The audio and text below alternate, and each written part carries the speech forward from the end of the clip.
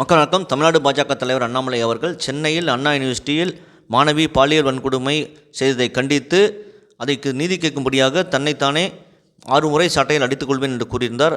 அதை இன்று காலை அதை செய்து காட்டியிருக்கிறார். கண்டிப்பாக திமுக எதை வேண்டலாம் சொல்லலாம், அவர்கள் இந்த செயலை பற்றி என்ன வேணாலும் கேவலம் பேசலாம். அமைச்சர் சேகர்பாபு ரகுதி இருக்கலாம்.